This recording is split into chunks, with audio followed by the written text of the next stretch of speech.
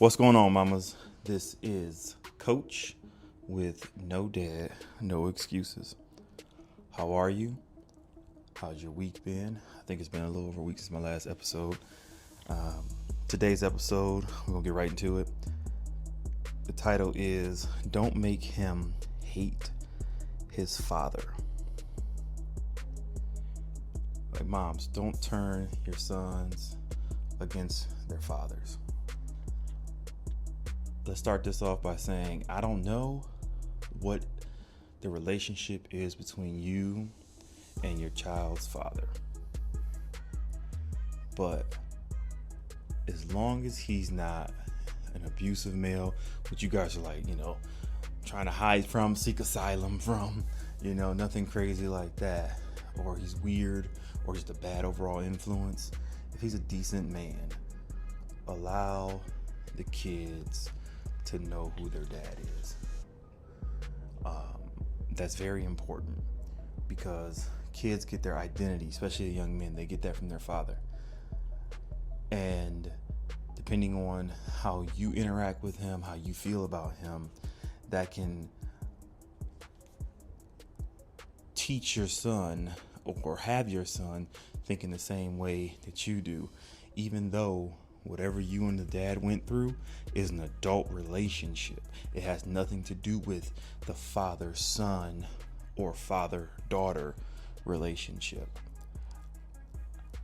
I know I've met some women in the past who they hate the father of their child or the baby daddy. I hate using that term, by the way.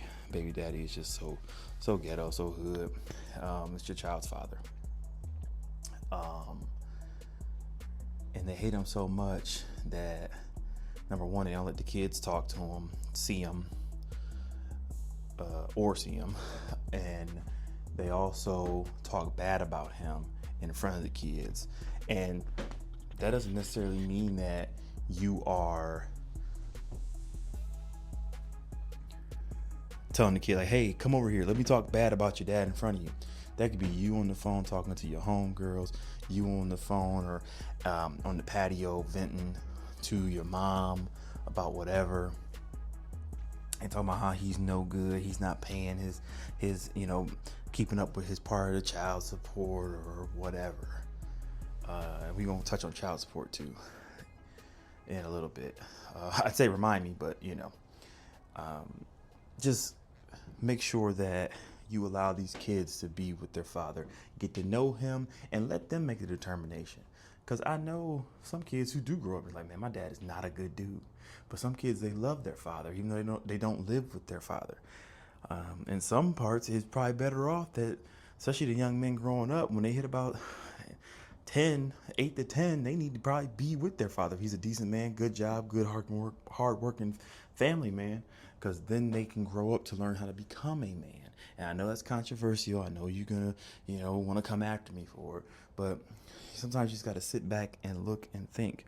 But anyway, I want to let you know that your pain, whatever he put you through, is real. But your son should not inherit the bitterness of said pain.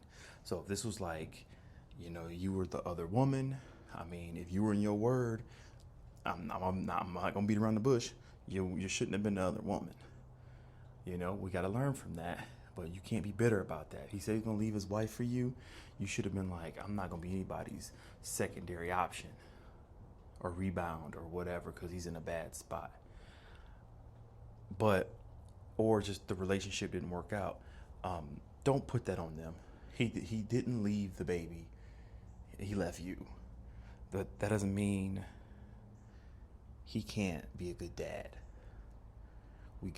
Sometimes we gotta take the feelings out of it, because how you feel could be just so detrimental to not only your kid, but the generations that come from your child. Because I'm stuttering over here. We learn, we move, we do things based off our environment and who taught us, who raised us, and the things that we see with our eyes and the things we hear with our ears, please don't make your son choose sides. If that boy has a good relationship with his father, and but you still in love with him, and he's showing up and being happy and nice and all that stuff, but he ain't showing you no attention, and now you can't stand him or whatever, don't put your son in a position where he gotta either choose mom feelings and step away from dad, or put distance between him and dad, not answer the phone, or not want to go over his house this weekend because mom's gonna be sad or lonely. You can't do that. He should not feel guilty for wanting the connection with his father, the answers from the father's side, because regardless of what you might feel, there are two sides to the story. And a lot of women get jammed up with just wanting it to be their side. Their version is the truth. That's your version of the truth. Like, even though I hate it, people are like, well, that's my truth. Yeah, it's your truth, but is it the truth or the truth? We got to think about that stuff.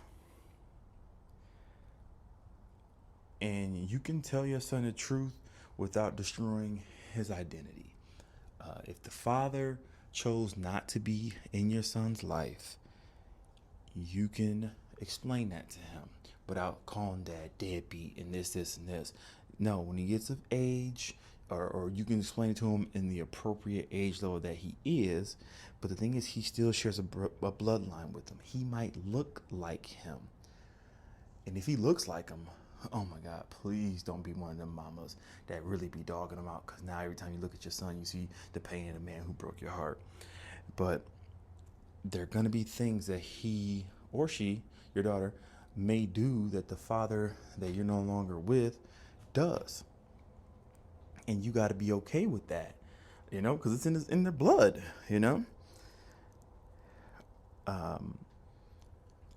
Let's try to refrain from insults that can make them question their father. Like, well, is he really a deadbeat? Is it really this? Because I've also met women who they literally act as if like the dad is like dead and gone, or if it's the dad's fault that the dad doesn't see the kid. And in all actuality, the dad has been trying for years to have a relationship with his child, going to the courts fighting, but the court system is so rigged against the men. I'm gonna be honest with you, it is rigged against the men. I don't know why, certain states. And it can appear that he doesn't want an option. But sometimes men get exhausted and give up. I mean, yeah, Shakir, you should have, and some women go, you should have kept fighting. You should have kept fighting. It's like, you can only fight so much before you feel defeat, or you run out of money to fight. And then why do you want to fight to begin with? Like, this is important for these kids. And then also, if the dad knows him, the dad may not be the best for you, but you could speak life into your son just by saying a few good things about his father. He doesn't need to hear how dad is just whack, or he don't do what he's supposed to do as a man every single day. Because then if he's not really around, that repeating that story over and over and over again, well, that can put in the boy's psyche. Well, dang, am I gonna be like that? Am I gonna be a deadbeat dad? And that's not good for him either. Like, we gotta think about that kind of stuff. And the most important thing you can do is get in your word. Read the word of God, because normally, outside of marriage, divorce, and all that stuff, most of our situations have come from sin. We got with somebody too soon before marriage, had a baby. Now we got this whole situation going on, and there's children involved. I wouldn't say wicked feelings, but sinful feelings, because like I said, we didn't get married to this person. We didn't become one and have a family. It was all lust and sin that created this family. So you got to know that God can heal all these things. You got to be faithful in that work. You got to preach that word. You got to get around married women who can help heal you. Then, like I said, put the boys in with the mentorships and father figures, things like that. But dad has to be seen as valuable to your son if he's trying, if he's doing his job, if he's picking him up on weekends, if he is paying child support, which I don't believe it, if because a lot of men get jammed up because everybody's, in my opinion, everybody's struggling. And sometimes men, depending on, say they had a good job, at one point he was paying a lot of child support, then things happen, life happens, they lose a job, get a different one, but it's lower paying, the courts don't change the money, and now he's got back child support.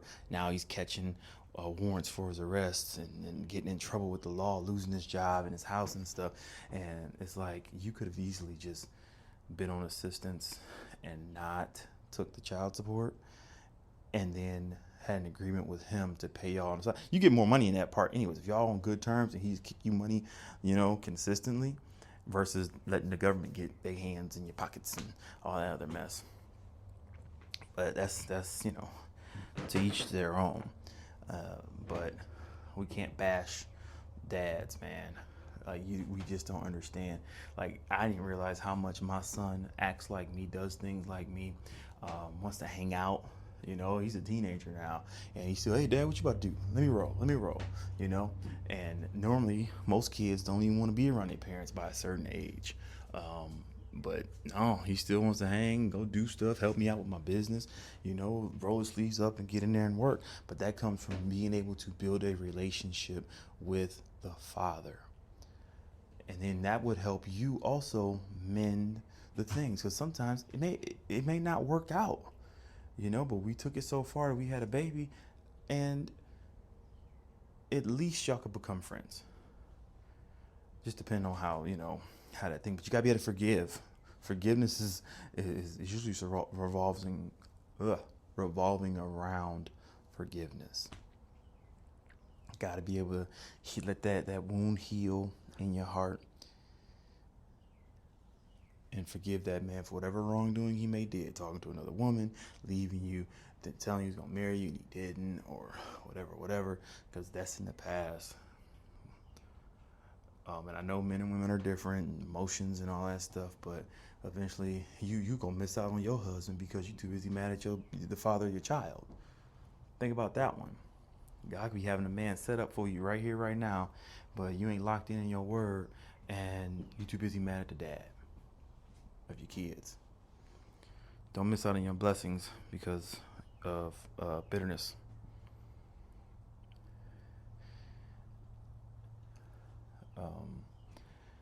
So just quick recap. You can tell your son, if dad's a deadbeat, you can tell your son in a loving manner what kind of way his father is, the kind of man his father is. Age appropriate, right?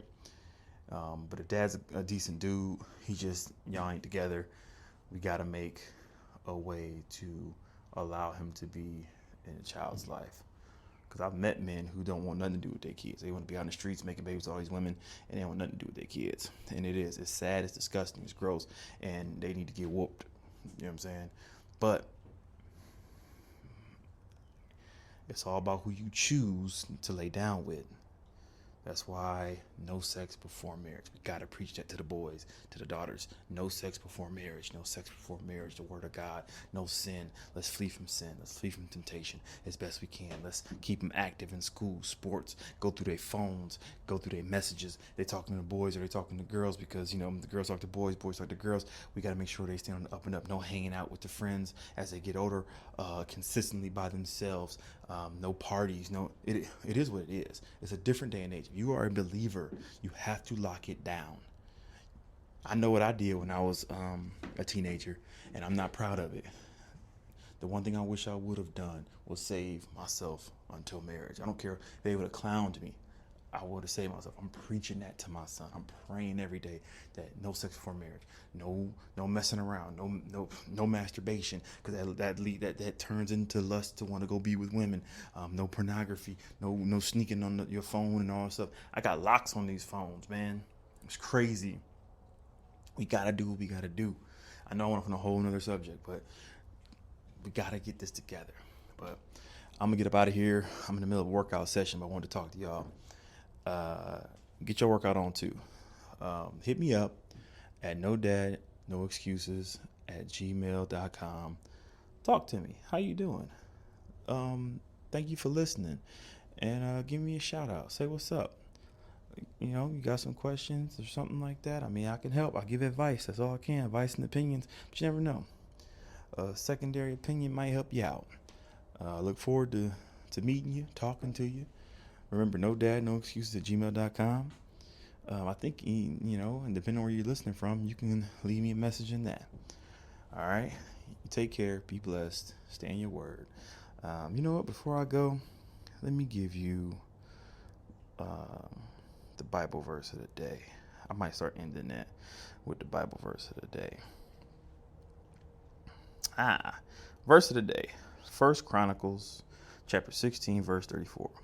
Oh, give thanks to the Lord, for he is good, for his steadfast love endures forever. God is good. I thank God.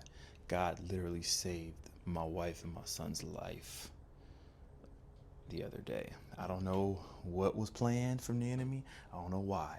But long story short, they were going to go on a little road trip to go visit grandparents.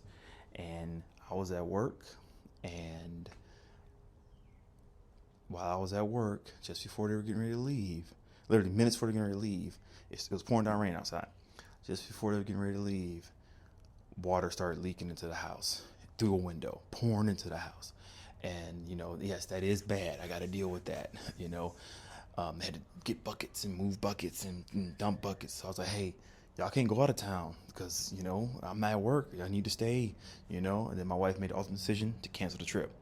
Well, eventually, it stopped leaking. The leak stopped. But it kept pouring down, raining outside several more times for the rest of the evening. And get this, how God works. Not one single drop came back into the house.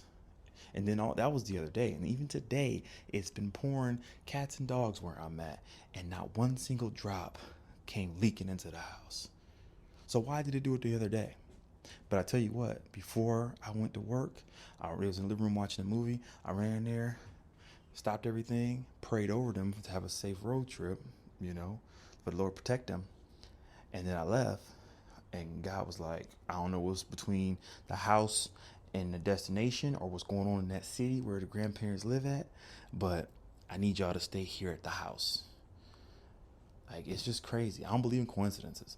If there's a leak and the heavy rain is causing the leak, and it's been continuous heavy rain for the last few days off and on, well, wouldn't it continue to leak? Think about that. I don't know. Tell me what you think.